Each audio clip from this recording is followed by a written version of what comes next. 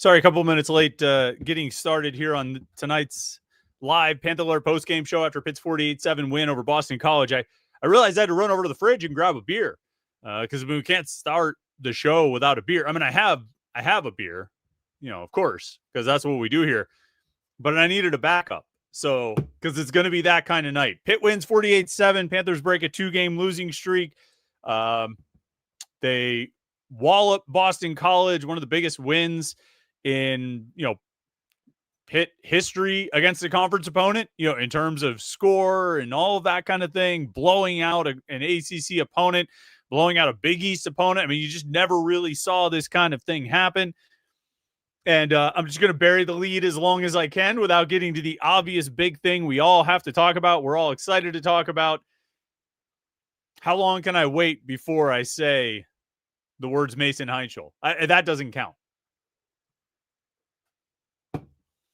Big win for Pitt today. I mean, I want to give a few minutes for everybody to kind of roll in and, get set for the, to tune in and get themselves prepared mentally and whatnot for the post-game show. But I mean, I'll say right off the bat, Boston College isn't very good, right? They were 1-3 coming into this game. A close loss at Michigan State, but they lost at Stanford. I mean, they're just not, they're not good, and they didn't look good, and they probably won't be very good this season. But, I think we did a morning pit a couple of weeks ago, probably before the season started, or maybe at some point, I don't remember when, maybe in the first week or two. And I talked about the most important games on the schedule, the most important games for Pitt this season. And the ones that I circled were these games like this, like Boston College, NC State, Syracuse, Stanford, those four in particular, because I said those games will be the difference. You're going to have tough games. You're going to have challenges against Louisville. You're going to have challenges against Notre Dame and Miami and Florida State. But you have to take care of business in these kinds of games. You have to take care of business against those other teams that are just sort of in the middle of the ACC, where Pitt finds itself. And those are the games that are ultimately going to separate the teams in the middle of are you middle? Are you middle low? Or are you middle high? And, beating Boston College doesn't necessarily mean that Pitt's at the top of that middle tier. But it says a whole lot more than, it's a lot better than the alternative of losing that game and then, finding yourself in the bottom of the middle tier, which is not a place anyone wants to be. And then if your goals are to get to 7, 8, 9, 10 wins, whatever it might be, these are the games that will ultimately make the difference. You're going to have to pull off that big upset at some point to truly get to the next level with your record. But all too often, we've seen Pitt pull off that big upset. I mean, two of the biggest upsets that Pitt has had in the past 20 years have been at the tail end of what ended up being a 5-7 season, right? The 2007 West Virginia game, the 2017 Miami game are both, it's teams that it was 4-7 going into those games. And so they won. It's amazing. Some of the biggest wins in Pitt history. And it got you to 5-7. You weren't really able to capitalize on it. As long as you take care of business in these games, beating Boston College, beating Syracuse, beating Stanford, beating NC State, Louisville probably could be in that conversation or should have been in that conversation. That should have been a game that Pitt took care of business, but I'm sure we'll talk in those terms shortly. But if you take care of business against, again, Boston College, Syracuse, NC State, Stanford, then you're putting yourself in a position, as long as you don't have any other disasters, you're putting yourself in position to make, if you can get an upset over Miami or Florida State or Notre Dame, that's going to elevate your record. It's not going to be essential to upset one of those teams just to get to 6 wins.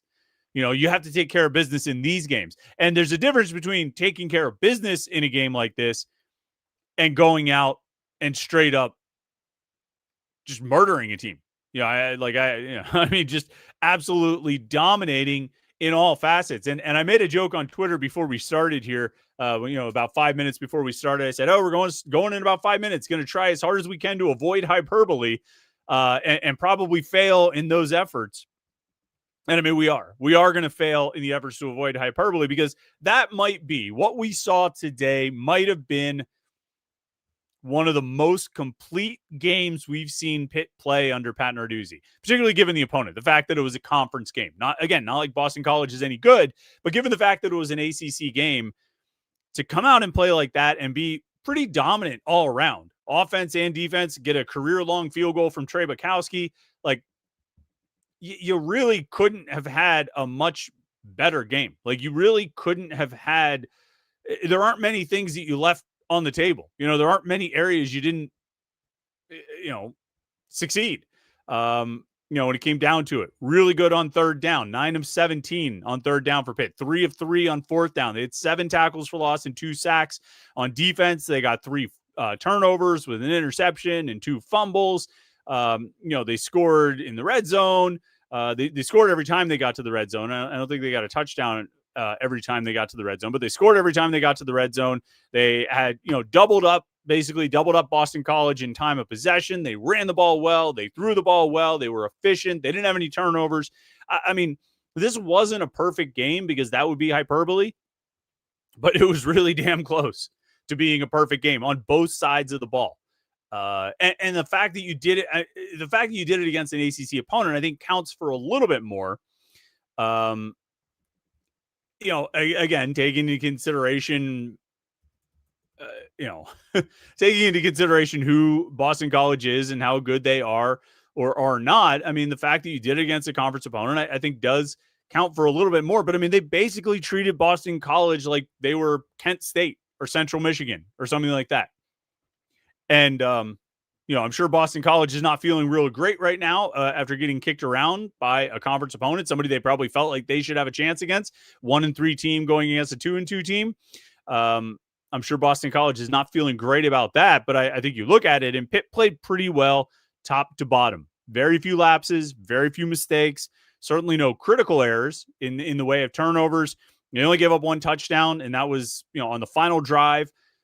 When Pitt had all its backups and freshmen in, I think Boston College finished with 216 yards of offense and 1 touchdown. 80 of those yards and the touchdown came on that final drive. So before that, you're talking about less than 150 yards of total offense against basically Pitt's starting defense. And I think they brought in the backup defense even earlier than that. I forget what possession Cam Lindsey and those guys came in on.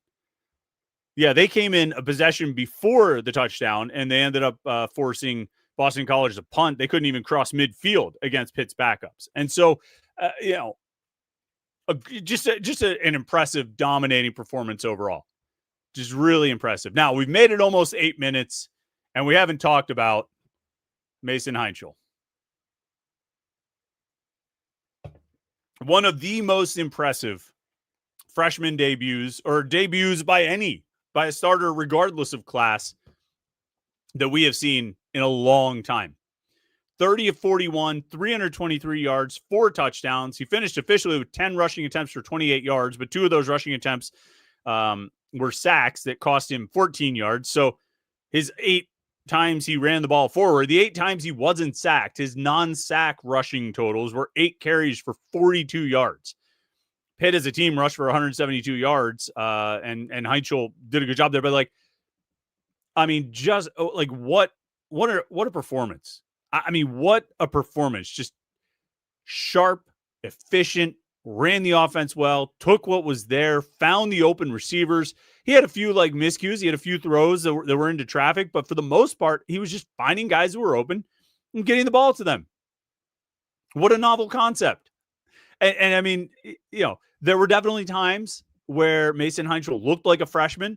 There were times where you said, what was that decision? I don't know about that. There were times where he dropped back and either, he didn't get the coverage he was expecting to see, or just wasn't comfortable with what he saw, and he ended up scrambling. He did this sort of spin around out of the pocket, which is not always a great idea. And certainly football fans in Pittsburgh don't always like seeing that, but made some good decisions at throwing it away. Just all right, chuck it. It's all right. Live another play instead of trying to force things. But he didn't. I didn't really feel like he forced things all that much. He just found the open guy.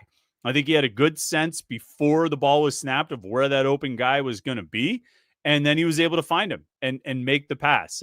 Pass protection, I thought they did a good job giving him some time back there. But he found open receivers and he got the ball to them. And he completed passes to, I think, 11 different players. I think he completed passes to like 3 or 4 tight ends, 3 or 4 receivers, a couple of running backs. He threw touchdown passes to 4 different guys, including Zion Fowler, who caught his first career touchdown pass, and Deuce Spann, who caught his first touchdown pass as a Pitt Panther. And, actually that Deuce Spann touchdown was one I really liked. It was 2nd and goal from the 10. And he had thrown incomplete on first down. He tried to throw to Joel's Goff, threw it low. Goff got hit as he tried to catch it, and the ball bounced out. So it's 2nd and goal from the 10. Pitt's already up 31-0. I mean, the game is pretty much in hand. I think this was in the 3rd quarter. I mean, it's their second drive of the second half. You're not really pressing too much at that point. And so maybe you can be a little bit looser. But he gets the snap, 2nd and goal from the 10. Starts to scramble, doesn't see anybody open right away. So he starts to scramble a little bit. And there's plenty of room in front of him. He's scrambling off to his right. I can still see it. He's scrambling off to his right. There's plenty of room in front of him. And I'm thinking he's going to run. And I don't know if he's going to get all 10 yards. He'd shown himself to be a rather elusive runner throughout the game. So maybe he could sneak his way into the end zone. But if not, he'll probably pick up 5-6 yards, maybe 7. And it'll be a 3rd and goal inside the 5. Pretty manageable situation. But this guy has the presence of mind to not scramble, to keep his eyes downfield. And maybe he had a sense that somebody was going to come open and run parallel to the line of scrimmage while not crossing it, looking downfield, looking into the end zone, and finding Deuce Spann wide open for the touchdown. That's a heady play. There's a lot of thought process going on there. There's a lot of processing. There's a lot of reading information, gathering information, and sorting through the information. You got to have a certain presence of mind to make that play. Because the easy option, and it would have been an effective option, a successful option, is to run. Run. You don't see what you like. You've got an opening there to run. Just go. But he doesn't. Either because he really wanted the touchdown pass or he just felt confident that Spann was going to get open, whatever it might have been, he runs down the line of scrimmage. And when he started running down the line of scrimmage, I remember thinking why didn't you just go? I mean, you just take 5 yards. It's fine. That would be a great pickup. And then he finds the open guy. He was smarter than me in that situation because I thought he should have just scrambled and tried to get to the end zone to see if he could. What a heady play. Just a smart, efficient player. And this tracks with all the things we heard about Mason Heinchel throughout the offseason. From the time he got on campus, through spring camp, and through the summer and training camp. Everything we heard is that this kid is advanced beyond his years, that he understands the offense really well. He's got a great knowledge of the offense. He's able to run it. He's able to operate it. And that was the thing that impressed people the most. I mean, yeah, he's got a good arm. Yeah, he can run. He's fast. And he can make plays. I mean, you can see that in high school. He was an elusive runner and a playmaker at quarterback. And so that wasn't in question. But probably the hardest transition for a freshman is to come in and master the offense, to learn a college offense and be able to operate it. And the thing that impressed people the most, the thing that people would rave about the most with Mason Heinchel was how he grasped the offense, his knowledge of the offense and being able to understand it and to run it. And I think you saw that today. I don't think you go 30 of 41 for 323 and 4 touchdowns if you don't get it. I don't think they call 41 pass plays for you. Plus, probably it was more like 45 or so because he had 2 sacks and at least 2 or 3, if not 4 scrambles. So they don't call 45 plus pass plays for you if you don't get the offense. Especially now, they were running well. Ja'Kirian Turner, 12 for 67 and a touchdown. Joel's Goff, 17 for 59 and a touchdown. The running backs were making plays. They could have just leaned on the run game in this, particularly after they got a lead. But they didn't. They kept putting the ball in Mason Heinchel's hand, and he kept making plays. And everything that we heard came to fruition. It really did kind of come together there that and he played really, really well. And now you're going forward with a quarterback that I think you feel great about. right? I have to think, for as negative as everything was a week ago after the Louisville game and the week before that after the West Virginia game, I think you got to be feeling pretty optimistic about Pitt's situation going forward. Now, what that translates into over the next 7 games, I don't know. I don't know if it, I don't know. I don't know what they'll be, what they'll do. I don't think they're going to win out. But their offense looks much better, moves much better. It's much more in rhythm. That's what Kenny Johnson said when I asked him if this was the best the offense has been over the last 2 years. He said it was the most in rhythm they've been over the last 2 years, and I thought that was a pretty good way to put it. But I mean, I think the North Carolina game last year was always the gold standard for what this offense should look like when it's working right. I asked Cade Bell that maybe in the spring. Like, what was the point last year where you felt like the offense really clicked? Where you're like, yes, that's what it's supposed to be. That's what it's supposed to look like. And he said it was the North Carolina game. And that was their best game offensively. Now you've got a new gold standard. A little bug flying around. Get out of here. You got a gold standard, a new gold standard for what this offense is and what it can be and what it should be and what it looks like when it's at its best. And we saw it today. And I think the reality is it looks pretty darn good when it's at its best. And the last, this isn't the last thought because we have a nice long post-game show here. The last thought I would say, stupid bug. Really bugging me. Oh, that was bad.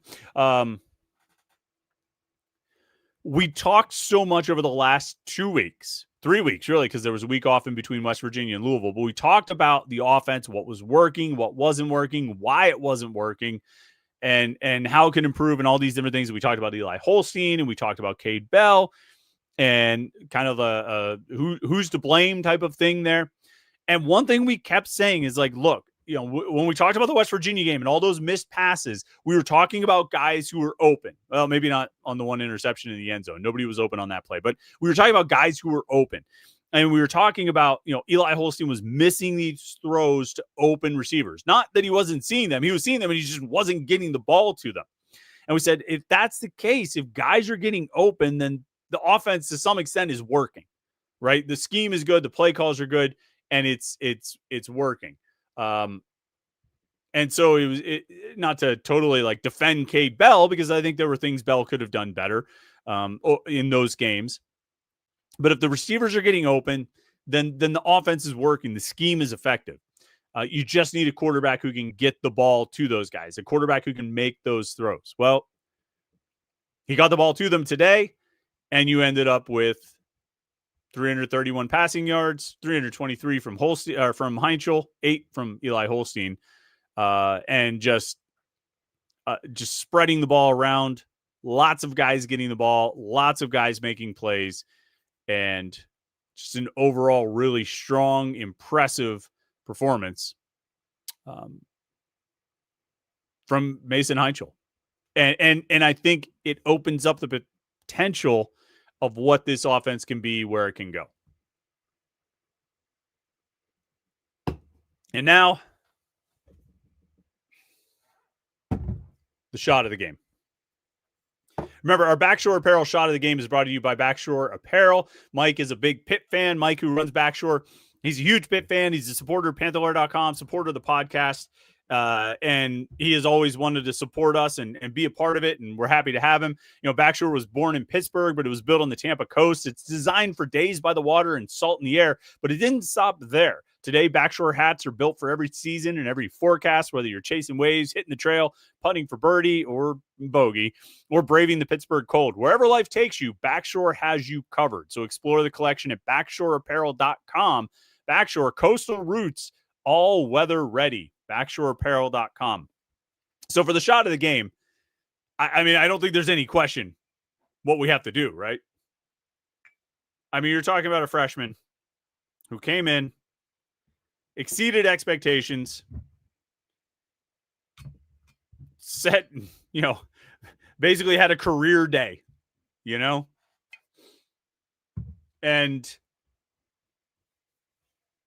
yeah, I think it was really impressive. Like a freshman going in a pressure situation, being asked to, It's the best way to say it. Break through to the next step in his career, the next frontier of his career. I don't think there's any choice about who the shot of the day is. Backshore Apparel shot of the day is Trey Butkowski.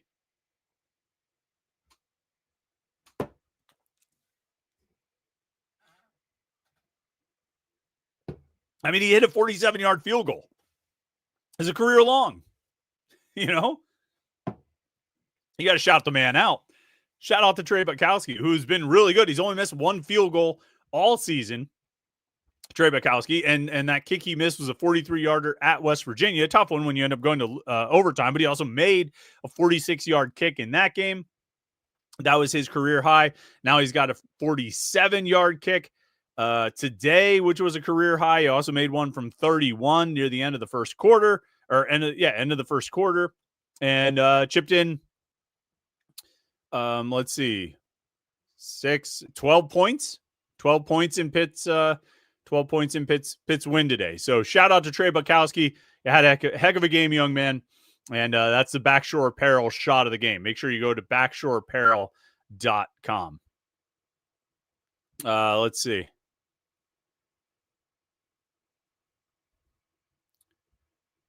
Scroll here. Let's get into some super chats. We always like to have the back and forth here during the post-game shows and our live shows on Wednesday night. The best place to do that, you got to go over to the chat screen, put your comment and your question. And if you want to make sure we read your comment or read your question, put it in a super chat. That's where you kick a couple bucks to the podcast, support us.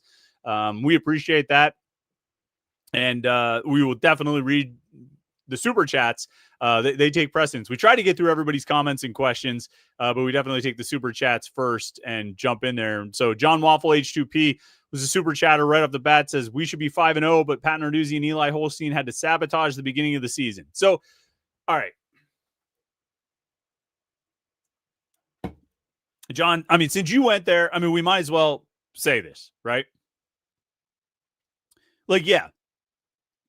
If you put a gun to my head and said, would Pitt be 5-0 if Eli Holstein was the starting quarterback? Or if Mason Heinchel was the starting quarterback, I'd say, yeah.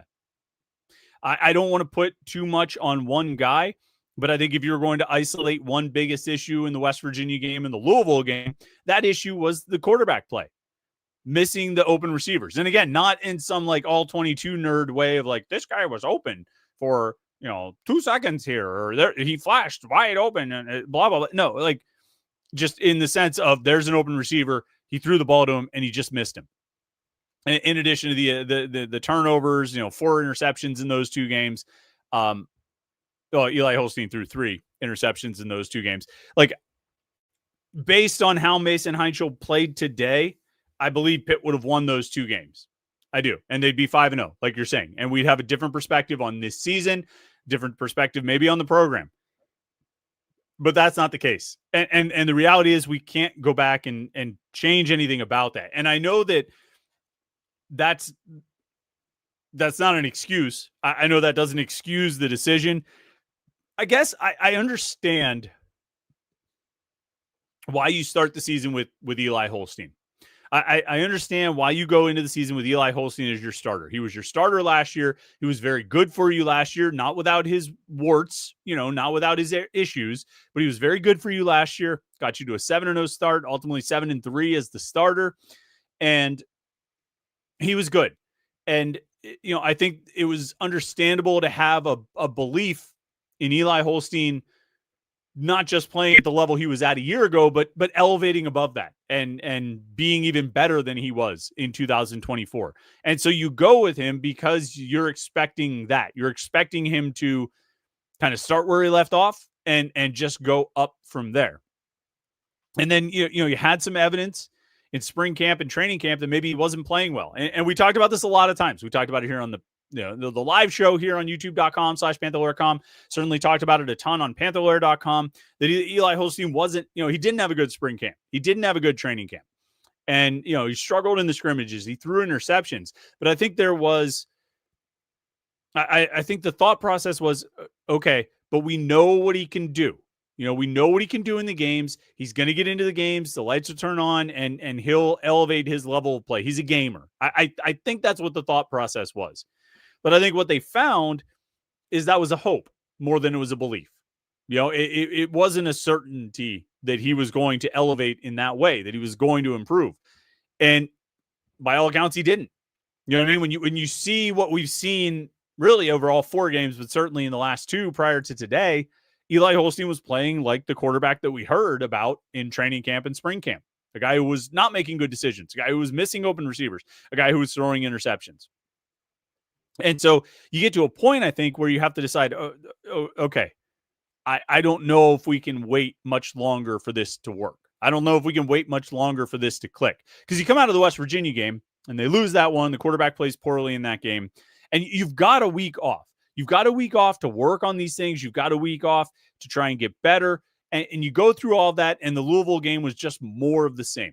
And I think that had to have been a tipping point of sorts, of like, okay, we can't do this anymore.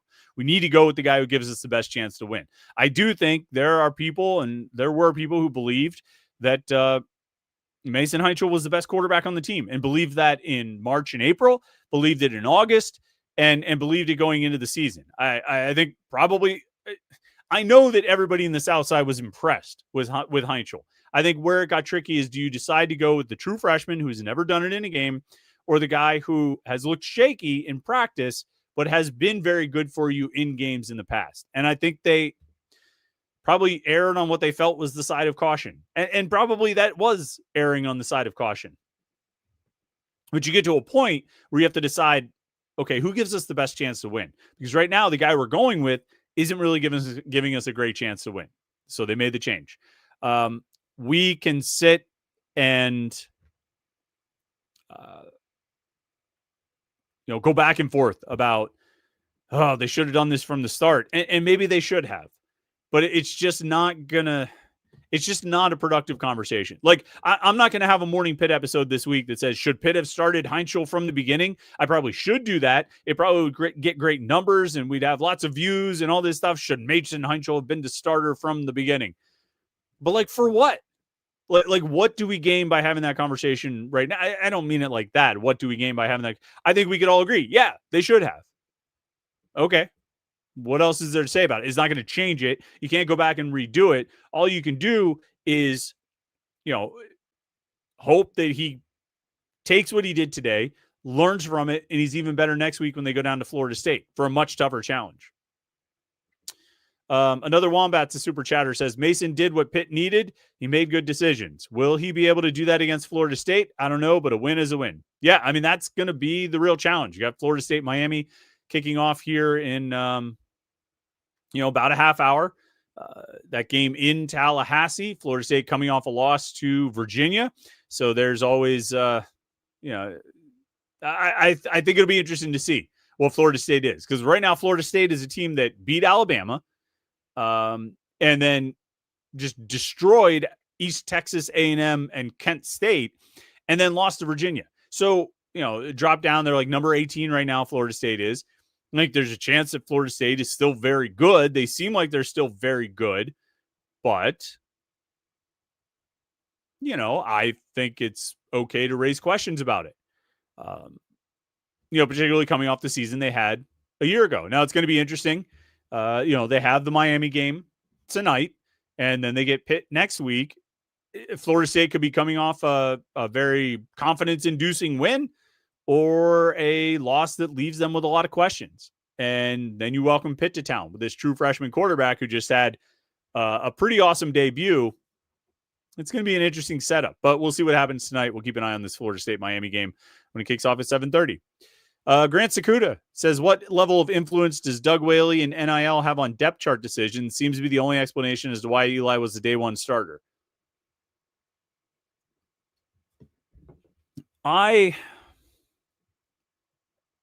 Unless I'm told otherwise, specifically by people who would know and not just speculation, I assume that that's not the reason a guy plays or the reason a guy starts. Because you may sit back and say, oh, we invested $1.5 million in this player, or $1.75 million in this player. We got to start him. But if you're starting a guy who's not the best guy, it's ultimately going to hurt you as a coach, right? It's going to hurt you professionally. It's going to hurt, it's going to put your current job in jeopardy. And for what? Because this player got X amount in NIL or rev share or whatever it is, the contract decisions are made, right? That doesn't mean you have to play him. And, if you have a $2 million man sitting on the bench, but you're winning football games, you keep the $2 million man sitting on the bench. I don't think you can allow that to influence your decisions. But obviously, things can get political for sure. But I just, like I say, unless I have somebody who came to me and said, the only reason Eli started is because of NIL, it's somebody I trust, somebody who would actually know. I'm not going to kind of assume that. I'm not going to speculate that that's the reason. I'm going to say kind of what I said before when I was answering John Waffle's question, that, I think everybody liked the freshman. Everybody felt like the freshman could be really good. But you have this veteran that you believe in, you trust, who's been around and has shown to have a pretty high ceiling, which he does. Like, whatever we want to say about Eli Holstein, I think he's got a really high ceiling. I think he can be really good.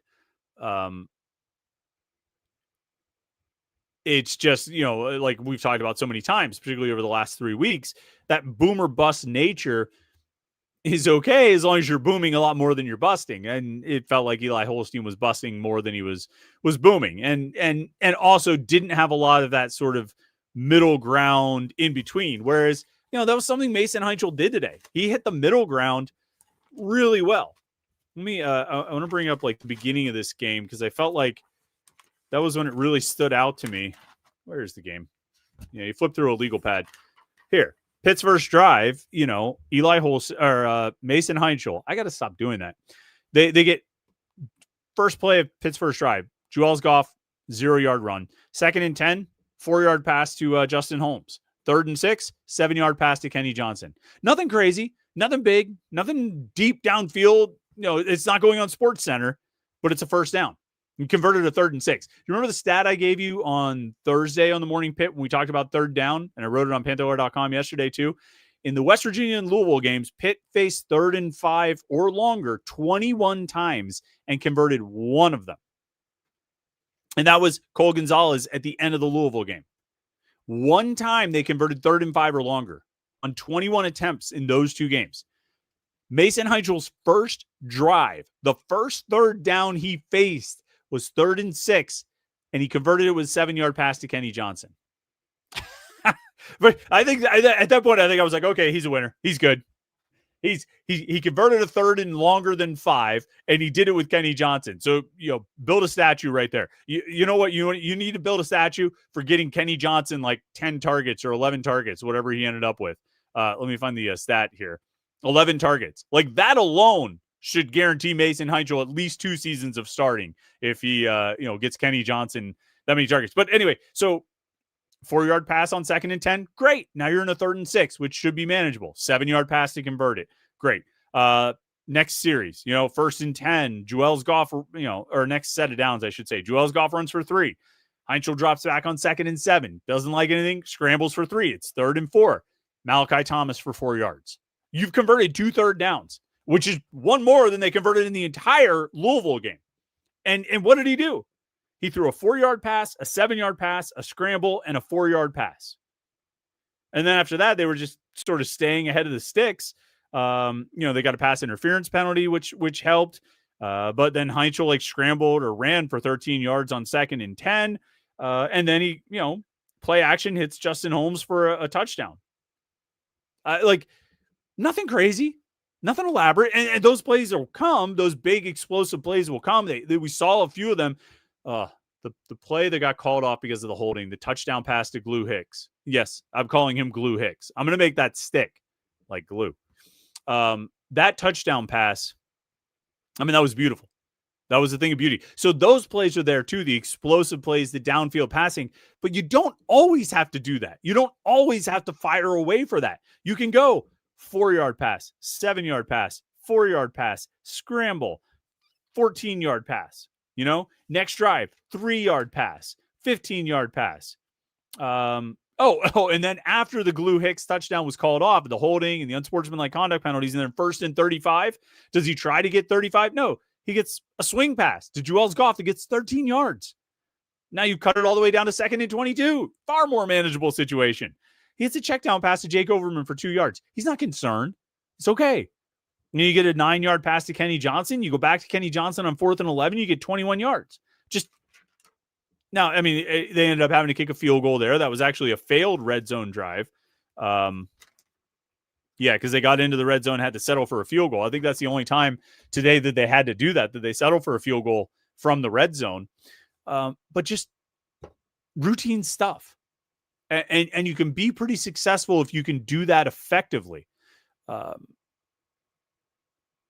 How did I get on that long diatribe? Yeah, it's just, I guess, just asking about the decision to go with Eli Holstein. I mean, those were the things Holstein needed to do. And he just struggled with that. And then, and also was turning the ball over. Heinzel was able to do it, just really effectively run the offense.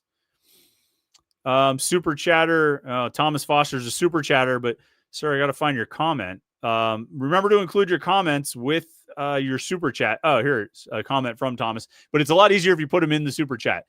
Besides missing throws, what else? Coming into this season, Eli Holstein was a top-ranked quarterback. What went wrong so quickly against weak opponents? Here's the thing with Eli Holstein. And there's a comment here. ZC717 says, to me, Eli Holstein hasn't been the same since the Cal game last year. He played poorly against Cal. The Pitt defense bailed him out. That game seemed to make him lose confidence. I don't think that's it. I mean, maybe it is. I don't know. I can't speak to his confidence. And some people have said, after he got hurt against Syracuse, he got hurt against Virginia, he just was never really the same. I don't think that's it either, because when you look back at those first 5 games, right, through the North Carolina game, so before the Cal game, before the Syracuse game last year, you look back at those first 5 games, and he had these moments of brilliance. It was a lot of the same things we're talking about now with the boomer bust nature. I always bring up the Cincinnati game. 40 minutes, for the first 40 minutes, he was bad. He was downright awful. I don't have the numbers in front of you. You can look at his numbers through the first 40 minutes of that game. And then all of a sudden, it was boom all over the place. He was finding Konate Mumfield in the zone. He was getting dump off passes to Des Reed that Des Reed made big plays with. And, but it wasn't there all game, right? And the West Virginia game, I mean, he's got some heroics late in the game, gets an amazing catch from Dejon Reynolds, but he's able to pull off that comeback win, played pretty well against North Carolina, but I think he threw a pick 6 in that game. So the thing with Eli Holstein, and maybe my biggest complaint about him this year, is that he just doesn't seem to have gotten better. He just didn't really seem to improve from last year. Those high-end, high-ceiling, boom plays were still there. And he does things, and he did things in every game where you're like, okay, that's what he does. That's why he's so good. I think it might have been the Duquesne game or the Central Michigan game. Scrambled, stepped up at the line of scrimmage and fired a shot to Kenny Johnson for a touchdown. It was like, okay, that's what he does well. That's what makes him so good. But you can't just have those plays. You can't just have broken plays. One of those other third down stats I had, Pitt's 2 longest third down conversions this year. And it's probably still the case because they didn't have any third and really, really long plays today. But they converted, I think, a third and 14 and a 3rd and 12, both in the first 2 games, Duquesne and Central Michigan. And both of those conversions, the 3rd and 14 and the 3rd and 12, were made with scrambles. They weren't plays in the offense. It wasn't sitting back and finding open receivers. It wasn't yards, getting the ball to a receiver and getting yards after the catch. It was the play breaking down and Eli Holstein getting out and running. And that's great. You have to have that. You have to have that ability. That's what elevates you and makes you great. Some of the best quarterbacks in the NFL are guys who can do that, who can make something happen when it all goes wrong. But you also have to be able to make throws and make plays when it's not all going wrong. You have to be able to protect the football. You can't throw interceptions. He had 3 interceptions in the West Virginia and Louisville game. He had, I think, on the season, 3 interceptions in the red zone. I think I looked, I want to say on the season, he attempted 3 passes from the 5 or closer, and 2 of them were picked off. You can't make those mistakes, because every one of those mistakes where you throw an interception at the goal line or an interception at the red zone, you're undoing or balancing out or canceling out one of the great plays you made to make a, scramble around and find Raphael Williams wide open for a pass, or scramble around and hit Kenny Johnson or Blue Hicks or whoever it might be. And you can't cancel it out. And so this year, what needed to happen is you still needed to have those high ceiling plays, but the floor had to come up. And I don't think the floor for Eli Holstein really seemed to come up in the first 4 games. So that, I think that's, you talk about missing throws. What else? I mean, he interceptions, turn the ball over. Those are 2 very winnable games against West Virginia and Louisville that they lost by a touchdown each. And in both of those, he threw interceptions at the goal line or close to it. One game goes to overtime. It doesn't go to overtime if you don't throw an interception at the goal line. Another game, you lose by a touchdown. You don't lose by a touchdown if you don't throw an interception at the goal line.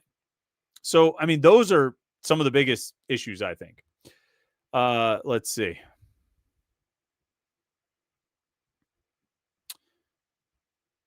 Ski 8210 says Mason Heinzel looked confident. He made smart reads and was accurate. He did all the little things right. Bell finally got to run his offense the way he wants. Run, Goff, run. Look, we spent so much time already just talking about quarterbacks, and obviously we're going to talk a lot about that all week long. But, can we get a little commotion for the running backs? I mean, Joels Goff ran really well today. Shakarian Turner showed the explosiveness and playmaking ability that people raved about with him going back through spring camp and the summer. People kept talking about, this dude is going to make some big plays for Pitt this year. And we hadn't really seen it. Until today. And they got him on the edge, got him outside, got him attacking the perimeter, and he made some big plays. He finished with 99 yards of offense, 12 carries for 67 yards and a touchdown. He had 2 catches for 32 yards. Goff had 17 for 59 and a touchdown. Plus he had 2 catches for 28 yards. Those guys combined, was that 126 rushing yards and 60 receiving yards. So 186 yards of offense between the 2 of them. That's really good. And so all of this was happening without Desmond Reed, who was out again for this game, missed the 2nd straight game. Probably going to miss some more time. We'll talk more about that on the message boards at Panther-Lair.com. So tune in for that either tonight or tomorrow. We'll try and get an update for you on Desmond Reed. But without Des Reed,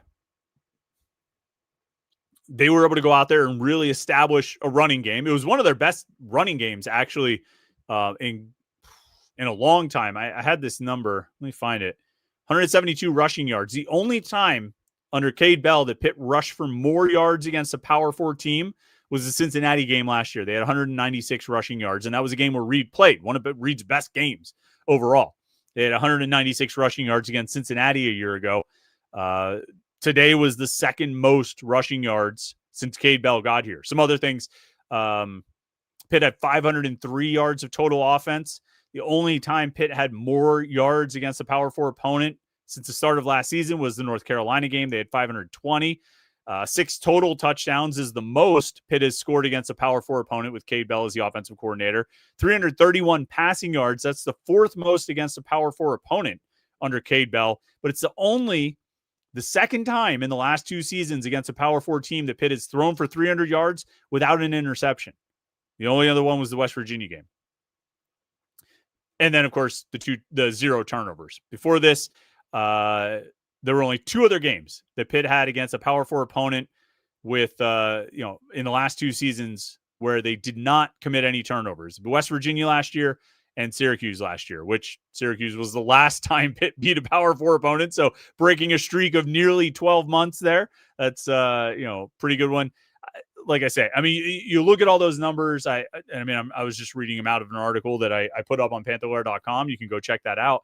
I mean, you read all those numbers and this really was one of the best games we've seen from Cade Bell's offense since he got to Pitt. And it's Mason Heinzel playing really well. It's the running backs were playing really well. It's the wide receivers. I mean, Kenny Johnson, 9 for 115 and a touchdown, new career high for receptions, new career high for yards, new career high for targets with 11. feed Kenny Johnson. How many times have we said it? How often have we talked about it? Get Kenny Johnson the ball. Well, they did, and look at all the things that happened, right? It went really, really well when they got Kenny Johnson the ball. I feel like for 2 years we've been talking about how, like, I'm pretty sure Kenny Johnson's a really good player. I'm pretty sure you should get him the ball and let him go off. Well, he did today. Justin Holmes, really nice play for a touchdown, 14 yards, kind of broke tackles and worked his way into the end zone. That was a nice one. Zion Fowler and Deuce Spann had the other touchdowns. They did well.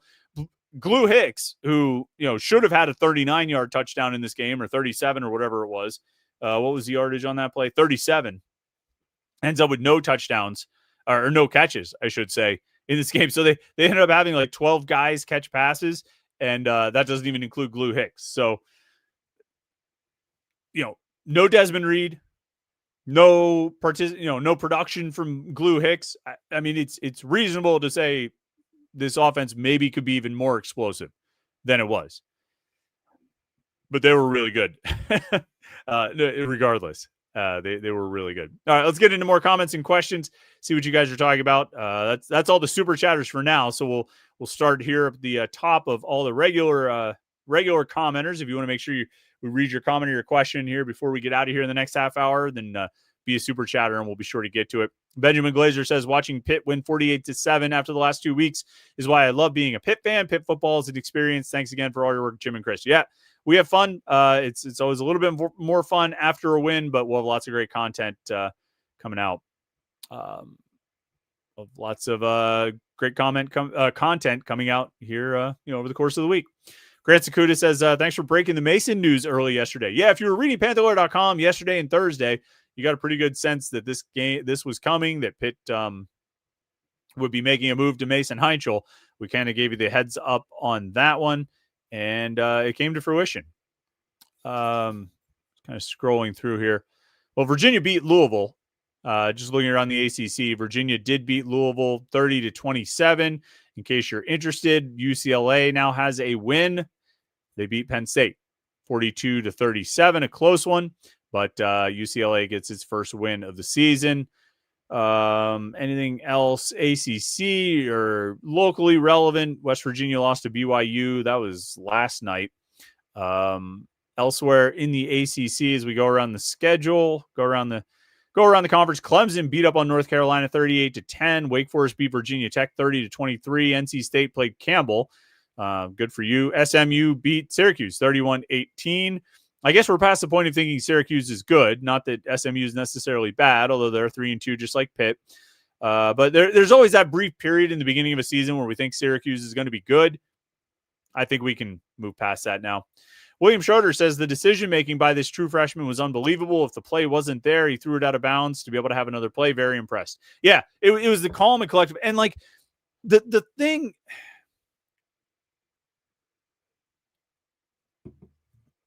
So, like, when you think about quarterbacks who are really successful, and most, professional athletes or major college athletes, successful athletes who are good, they're able to keep their heads in pressure situations. And in some sports, most sports, it's all a pressure situation. Certainly if you're the quarterback, like, it's all a pressure situation. It doesn't matter the down and distance, the score, the time, whatever it is.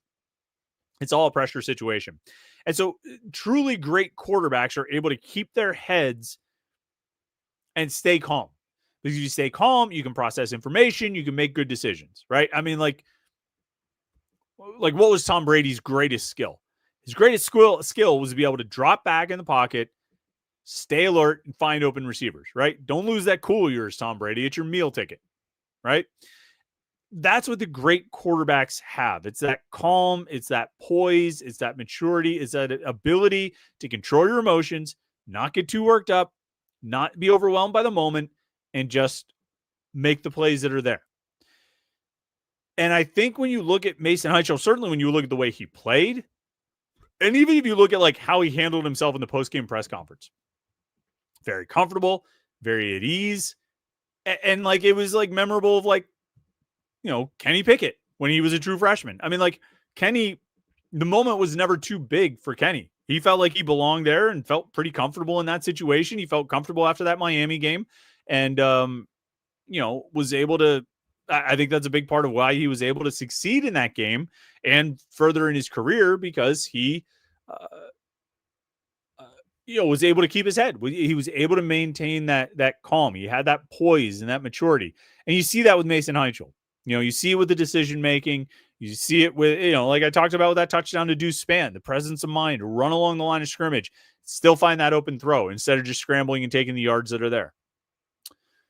Adam Binchik says, nice to see Kenny Johnson get a bunch of targets and produce. Yeah, I'm with you 100%. If you want to build a statue of Mason Heichel or put him on the Heisman ballot, do it because he got the ball to Kenny Johnson. Grant Sakuda says in State College there is a seat, and that seat is very hot. Yeah, it was one thing to lose to Oregon. Something else altogether to lose to UCLA. Voodoo IPA says, what a great game by Mason Heichel. He's Tyler 2.0. That's an interesting comparison. I don't know. I guess I would have liked to have, like, Kenny Pickett's such an interesting comparison, but Kenny as a freshman was playing in Sean Watson's offense, and it's not always a great spot to it's not always a great offense for quarterbacks. David Allen says, but to your point though, like I would have liked to have seen Kenny Pickett in like Walt Harris's offense, or this Cade Bell offense. I think it would have been an interesting to see how he did. David Allen says the season comes down to this: can they get to 6 wins? Several very tough games with Florida State, Notre Dame, Miami. Yeah, there are tough games out there. Pitt has 7 games left. I mean, if your goal is to get to 6 wins, they need 3 more out of Florida State, Syracuse, NC State, Stanford, Notre Dame, Georgia Tech, Miami. Right? I think you have to be able to take care of business. Syracuse, NC State, Stanford. Like I said, I said it at the beginning of the season. I said this is the 4 most important games on the schedule are Boston College, Syracuse, NC State, Stanford. You can't waste one of those games. You've got to win all 4. And they got the first one today. If they can take care of business against those 3 teams, those 3 that are remaining out of that 4, Syracuse, NC State, Stanford, now you're 6. And whatever else you can get from Florida State, Notre Dame, Georgia Tech, Miami, that's going to boost you up. 7, 8, 9, 10, wherever it is. But you have to win these 3. You cannot waste an opportunity at Syracuse, at home against NC State, or at Stanford. That 3-week stretch there, October 18th, 25th, and November 1st, that is crucial to this season. You cannot blow one of those games. Bibster says, any word on the offensive line injuries? Florida State's defensive line is good. Great game. Yeah, I mean, we haven't really talked about injuries at all, but this was a rough one. Pitt came into this down a bunch of defensive ends. They had Isaiah Neal swapping out from defensive tackle and playing defensive end this whole game because they didn't have, I mean, they haven't had Jaden Moore all season. Then they lost Zach Crothers and Blaine Spires in the last game. Those guys were out for this one. So you really had Jimmy Scott, Joey Zielinski, Nate Temple, and Maverick Grazio. So they had to do something. They moved Isaiah Neal over there and gave him a shot playing defensive end. And I thought he did well. Thought Isaiah Neal did well. He got after it. Let me see what his official stats were. He was officially credited with 1 tackle and 1 hurry. Let's see if Pro Football Focus has some pressure numbers up yet for this game, because they'll track the pressures better than. No, they don't have any stats up. We'll track that and see what Isaiah Neal ended up getting. But I thought he did well off the edge. I thought he pass rushed pretty well. He's always been a smaller, quicker guy, and they moved him outside and let him cook. And I thought he did well. As far as the offensive line goes, obviously they came into this with Keith Gouveia out for the season. They moved Ryan Coretta into the starting job at left guard, and then on the first touchdown, Jeff Percy got hurt, and they lost Jeff Percy. He did not come back into the game. Kendall Stanley played the rest of the game at left tackle. At various points, they also had BJ Williams out, and Ty Ray replaced him. They also had Lennon Cooper miss some time, and Ryan Coretta stepped in there. Isaiah Montgomery came in at left guard. I think, Percy was the only guy who got hurt, left the game, and did not return. Cooper came back. BJ Williams came back. And so it seems like those guys should be okay. It's interesting. Cruz Brookins got some extended time off. Let's see if I can figure out where that was. When Cruz left, Cruz, Brookins. Scrolling, I'm just looking through my notes here. See what I can find. I actually don't know if Cruz Brookins played in the second half. Yeah, I didn't notice Cruz Brookins get hurt. If you did, let me know. The last time I had him in the game was Boston College possession before Pitt scored to make it 17-0. So that was like second quarter. And then I don't have him coming back in after that. So that's something to keep an eye on. I didn't really notice him get hurt. I also didn't notice Blaine Spires get hurt. When he got hurt last week, yeah, he just kind of came out of the game. But Cruz Brookins missed quite a bit there. And we'll have to keep an eye on that and see if anybody see what comes out of it. Let's see. Back in here to some more comments and questions. Michael Balseric says, I've been hard on Panarduzzi for good reason, but give him credit for going with Mason. Great call. Yeah. I agree. David Allen says, to me, they need to win 3 of the 4 at Georgia Tech, at Stanford, at Syracuse, and NC State. Yeah, they definitely need to win those 3 that I mentioned, Stanford, Syracuse, NC State. Because if you do that, then if you take care of business in those 3 games, that gives you 6 wins. Then winning at Georgia Tech or winning at Florida State or beating Notre Dame or beating Miami, that elevates you. You don't want to have to beat Miami to get to 6 wins. You don't want to have to beat Georgia Tech to get to 6 wins. You want to have 6 wins sort of built in there, before you get to Notre Dame, Georgia Tech, and Miami. And that means winning these games here. There's, Stanford, Syracuse, NC State. Another Wombat says, super gutsy move, making the quarterback switch, and Cade Bell actually called a good game. Wasn't perfect, but it was definitely good enough. I'm not going to say Cade Bell actually called a good game. We talked about this a million times, didn't we? All those open receivers against West Virginia and Louisville, that's a sign of the play calls working. That's a sign of the plays being executed. The only thing that was missing is the receivers weren't, the quarterback wasn't making the throws. And so it's not Cade Bell actually called a good game. It was that he got a quarterback to make the throws. Priya is a super chatter, says, is another MAC opponent bowl even worth it? Well, no, you don't get anything out of that, but you do want to win as much as you can, right? I don't think you're trying to win games so you can go back to Detroit on the day after Christmas. You're trying to win games so you can win as many games as you can and salvage the season and get some positive momentum in the program and in the season. Let's see.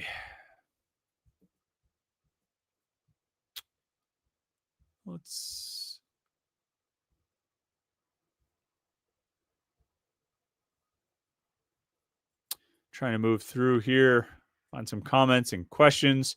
Yeah, I mean, David Allen says great news and result with the quarterback. However, the sting of the West Virginia and Louisville losses really puts a damper on the season. All year, we will be wondering what might have been with Mason at quarterback. I know. And you know what? We wondered that in 2023. What would it have been if they'd started with Christian Baer all season or gone with Nate Yarnell all season? We did that in 2021. What could it have been if they had not blown it against Western Michigan and they took care of business against Miami? I mean, they're always going to be what ifs. They're always going to be hypotheticals. They're always going to be, questions like that. Missed this opportunity, missed that opportunity. It is what it is. And they are where they are right now. And where they are, they're 3-2. They're 1-1 in the ACC. And they've found a quarterback that I think everybody can feel pretty confident and pretty excited about. So, I think if you, it puts a damper on the season if you want it to. It puts a damper on the season if you're going to let it put a damper on the season. If you want to look at it as well, looks like they found a quarterback. Let's see what they do from here. I mean, I think that's okay too. And you could do both. Actually, you could be like, wow, it's really too bad they didn't figure out Mason was the guy back in August, but at least they got it now, and we'll see where he can take them. CC717 says, I'm not going to overreact, but it was nice to see Pitt beat someone pretty soundly that they should have done. Definitely the best the offense has looked since the North Carolina game last October. I think it's the best. They've looked at all under Cade Bell. even like including games, some of their like FCS games or MAC games. I mean, they looked better. The offense looked better today than it looked against Duquesne or Central Michigan. Really did. And so that's pretty positive stuff.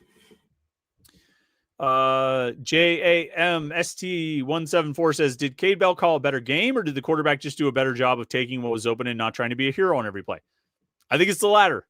Quarterback did a better job. Paul Movizo says, if Pitt won by 50, I was going to have to jump in the Allegheny. Oh, man. That would have been bad.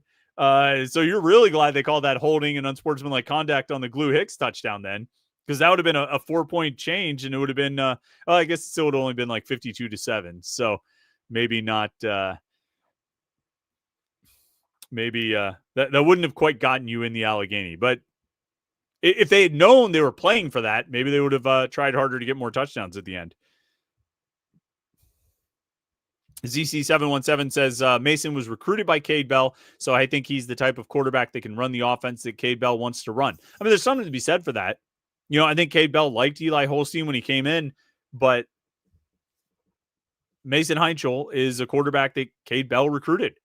Mason Heinchel is a quarterback that Cade Bell looked at and said, this is a good fit for my offense, and I want this guy to come in and run it for me. So, I think you can see some of the value of that. Dale Gribble says, we'll see what happens next week. I'll wait for my judgment. Yeah, I mean, you're free to do that. And if they go out and win at Florida State, you're free to say, well, let's see if they can avoid having a letdown against Syracuse or something. I mean, you can keep kicking the can down the field. It doesn't matter. You can keep moving the goalpost down. What happened today was undeniably, inarguably, and most certainly good, right? Like, this was a good performance by Pitt's quarterback and Pitt's offense. All right, just scroll through here. We'll try and get a bunch as we can, see what people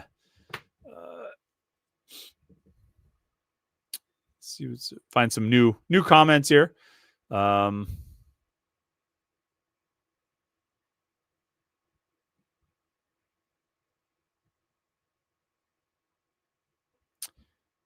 Just scrolling here. RJC Man 38 says he threw passes that only his receivers could catch, not one jump ball. That's maturity from a true freshman. Yeah, I mean, I think he mostly did that. There were a couple balls he put in jeopardy. There was one or two passes. It was like, yeah, that probably was a bad decision, but it was only one or two. I mean, he largely, like, when he made passes, there wasn't really much of a possibility of a defender getting to it. I think he made sure he found open receivers before he threw it to them, and that's impressive. That's hard to do. I think you got to have a good awareness of the field. You got to have a good awareness of the defense. You got to have a good awareness of your receiving targets and where they are on the field in relation to the defense. I mean, it was an impressive performance from that. In that regard, the decision making, the efficiency, and all of that.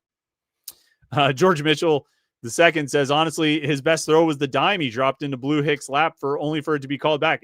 That was a pretty pass. And look, Glue Hicks is like getting borderline, like, certifiably awesome, right? I mean, he's right on the cusp of that, because he has made, in at least 3 out of the 5 games, some pretty incredible catches. And I'll count that one, because even if there was a holding, the holding doesn't affect how hard that catch was to make. And for him to catch it, getting in the end zone, not being out of bounds, like, that was a hell of a play by him. And it was a great throw by Heinchel too. I agree about that. That was a great throw by Mason Heinchel, and an unbelievable catch by Glue Hicks. So another reason why we should call him Glue Hicks.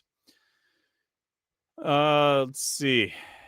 RJC Man says, after a great game, Chris needs to let the audience speak. I'm getting there. I'm trying to catch up.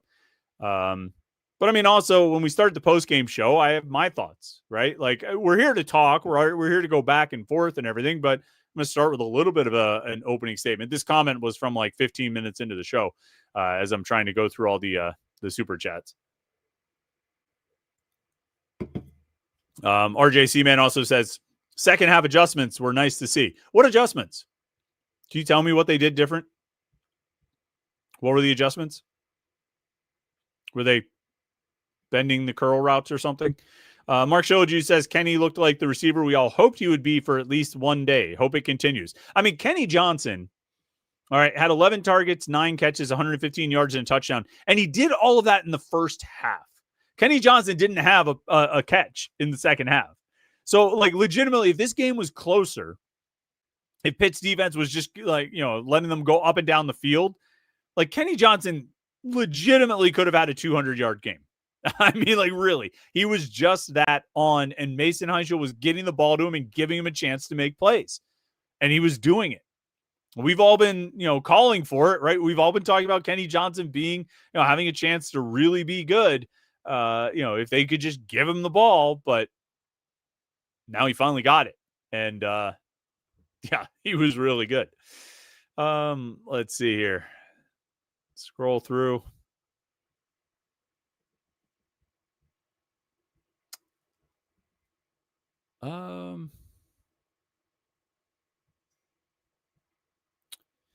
Just looking at your chats here. Damian Williams says it looked in the first half that Pitt was still making boneheaded penalties that kept the game too close, but they made the adjustment and ran away with it. That's a credit to the team. There were some penalty issues there in the first half. That one little, when they had a holding and a unsportsmanlike conduct, excessive celebration penalty on the same play that ended up being a 1st and 35, that was a problem for sure. In the game, Pitt finished with 9 penalties for 81 yards. Just want to see if I can see the half comparisons. In the first half, Pitt had 8 for 71. In the second half, they had 1 penalty for 10 yards. So pretty good way of cleaning up. Again, 8 for 71. That's like, I want to say 3 of those penalties and 25 of those yards were all on one play with the holding and the 2 unsportsmanlike conduct penalties. So they had a lot. And then, there was like some false starts. They had the 2 offsides penalties that gave Boston College a first down. It was like 3rd and 3, or it was 3rd and 8. And then Pitt was offsides twice and just gave Boston College a first down. Those were some mistakes, but not the end of the world. Or I guess they're only calling Glue Hicks and Raphael Williams 1 penalty for the 2 of them. Looks like that's how it was rung up, although it did count as an unsportsmanlike conduct on each of them, so they could have been kicked out if either one got another one. Let's see.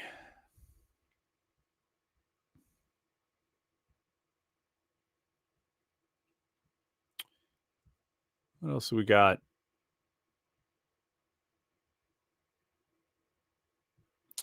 I'll just kind of scroll through here.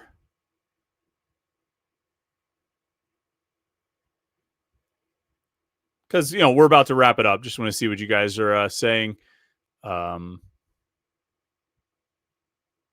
Yeah, this was so on the matter of those penalties. B Shafe 087 says, didn't understand the unsportsmanlikes on the called back touchdown. If the score didn't count, why did celebrating it matter? I don't know. I didn't see what those guys did. I feel a certain kind of way about excessive celebration penalties. It doesn't really bother me all that much when guys celebrate after a touchdown. If they have, some kind of, I don't know, like NFL, college, I just don't think it's worth a penalty when guys are celebrating. Talk to them. Be like, look, tone it down next time. But like, I don't see the need to throw a flag on it. So not really a big fan of those calls overall.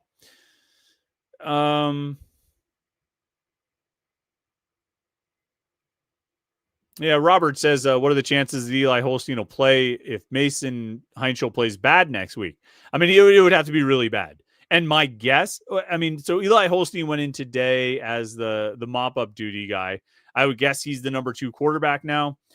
Like Mason Heinschel would have to be very interception prone and look like he was just losing confidence and getting shook.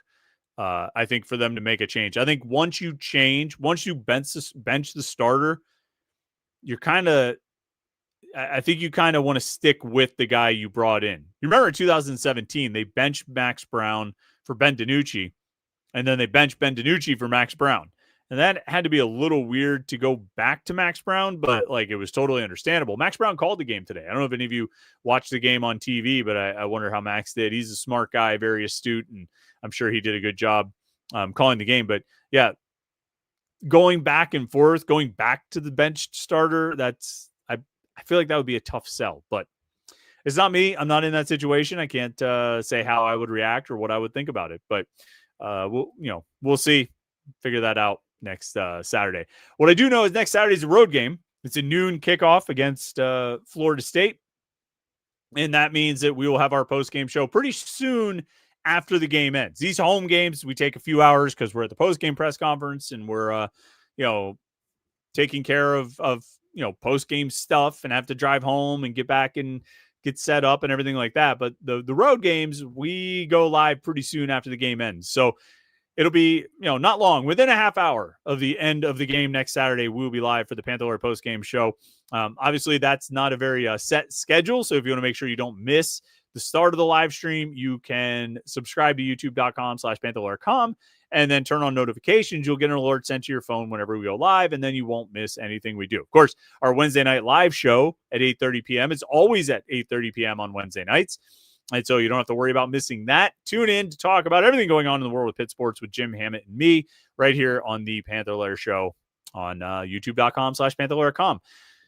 As always, like this video and subscribe to the YouTube channel so you don't miss any of our Pitt video content. We'll have morning Pitt videos for you all week next week, every day of the week, Monday through Friday, talking about Pitt Boston College, talking about Pitt Florida State, talking about everything else that is going on in the world of Pitt sports. So thanks for tuning in today. Pitt wins 48-7. The Panthers break their 2-game losing streak. They break their whatever it was 10-game losing streak or something against Power 4 opponents. No, I guess not 10. They lost 5, 6, 7-game losing streak against Power 4 opponents. So a lot of streaks being broken today, and Pitt comes out with a win. They improved to 3-2 overall, 1-1 in the ACC, and they'll be back at it next Saturday at Florida State. So thanks for tuning in tonight. I appreciate everybody watching and hanging out for the live show.